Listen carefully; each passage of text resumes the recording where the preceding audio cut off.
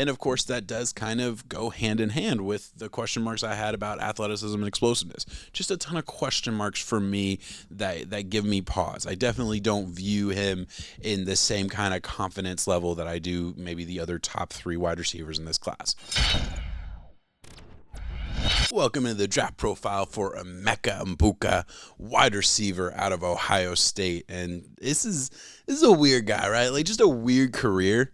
I mean, to be a top 50 prospect in an NFL draft and never be the number 1 receiver on your team is weird, right?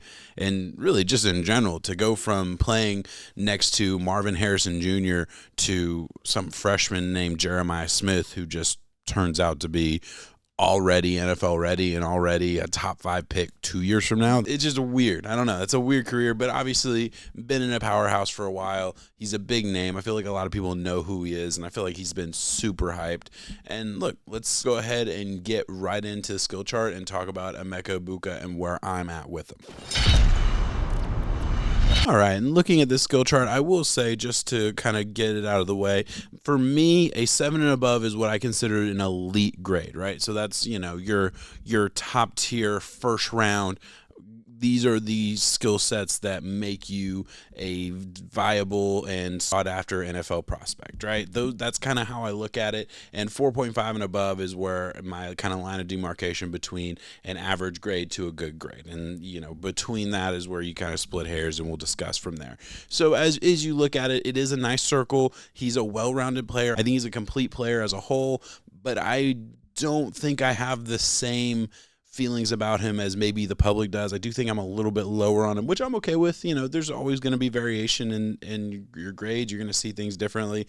If everyone sees the same player the exact same way, either he's the best player in the class or somebody's not really doing the research, not really doing their homework the right way. But where I want to start with this is athleticism and explosiveness. That's kind of the first thing where I look at any position where you have the ball in your hand and you're supposed to make plays. These are the traits that I'm going to grade the highest. These are the traits that are going to have the highest weight for my overall grade. And yeah, I wasn't super impressed. Now, I will say the Ohio State offense is a little more difficult to scout than I think most offenses. It's obviously easy for the superstars. Like, I wasn't struggling watching, Garrett Wilson or Marvin Harrison Jr. in the past.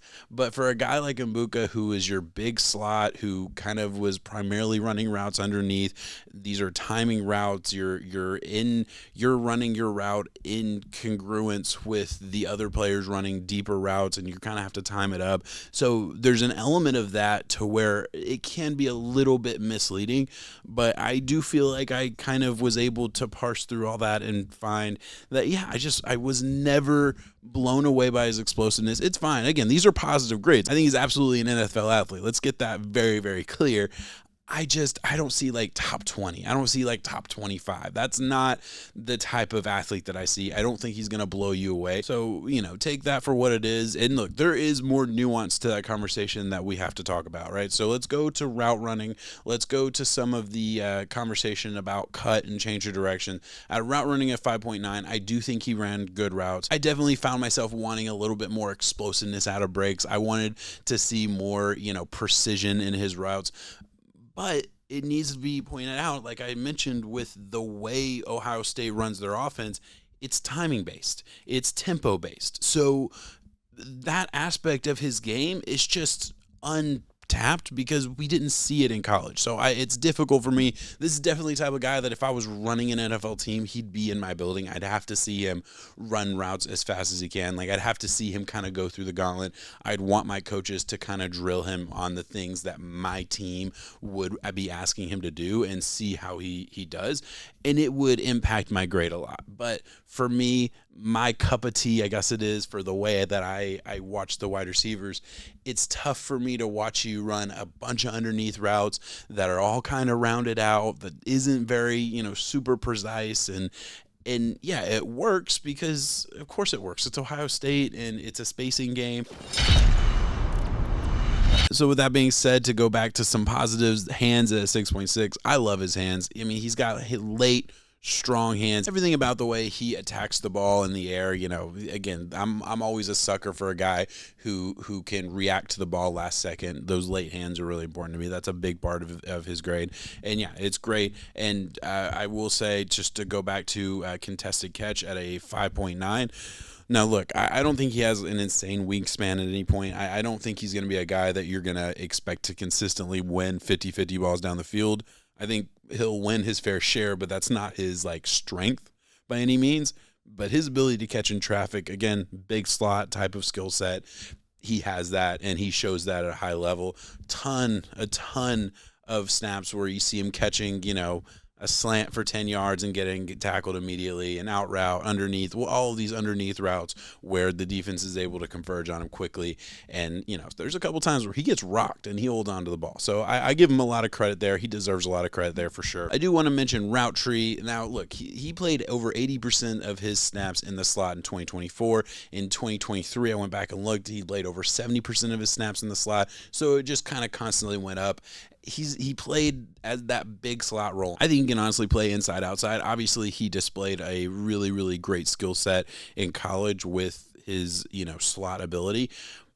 But I don't view that as the only thing he can do. I think that's also just a product of the way Ohio State's team was built. I mean, they always had a guy that for the whole time that Egbuka was there, and again, I mentioned it a couple times, they always had an elite X receiver. So of course, you're going to move your second best receiver into the slot where he can, just crush on underneath routes. And body type wise, I don't think you're worried about it at all. If he's slot, he's your big, 6 foot, 200 pound slot receiver, or you could put him outside. And I don't think from a physicality standpoint, he's going to, struggle at all in that ballpark.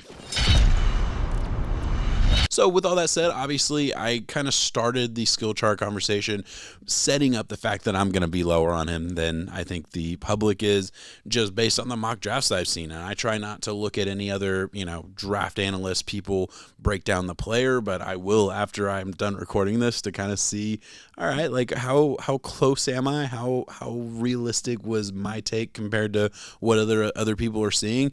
I have a hard time feeling like people are going to think that I'm crazy. I don't think there's really any way. I think it's just the question mark of, do you think he's more explosive and just straight line athleticism than I felt like I saw? And if I compare him to the rest of this class, I do think, I have kind of a top 3 in my tier 1. I have Matthew Golden, Tat McMillan, and Luther Burden all in that first tier, and they're all really closely graded. I think Egbuka, as of right now, is my number 4 wide receiver, but there's a gap there for me. And to me, though, the tier 1 guys are all first round guys, and Egbuka is kind of starts to be, anywhere from 50 to 30, I guess is what I would say. I think he's still a really good player. I think he's a high floor guy who I don't see you missing on this dude, but I think he's a complement to your wide receiver room. I don't think he is going to be the centerpiece of your offensive passing attack. If he got drafted in the top 20, I just would be very surprised. I don't see that. And, then you kind of get in the conversation. I could absolutely see a team like the Texans just liking him more than maybe some of the other names that I've already mentioned. I could see that range. Your Packers might need a wide receiver in that range, might just like the skill set of an Egbuka more than some of the other guys on the board. That makes a lot of sense to me, but anything earlier than that feels really, really just outside of his range. To me, that's kind of the start of his range, and then we see where it goes from there. So that's my take on Egbuka. Let me know what you think in the comments below. Obviously, this is a NFL draft channel doing a lot of 7-round mocks, doing a lot of draft profiles, trying to get a video out pretty much every single day leading up to the draft in April. So got a ton of content coming, just constantly talking players and talking teams. I love it. This is one of my favorite times of years because it's just so much fun to really dive in, and I've really taken this channel and am trying to grow it as much as I can, and I'm really investing a lot of time and energy into it. So if you're interested in following the journey, it really does mean a lot to me. Thank you so much for watching. Peace.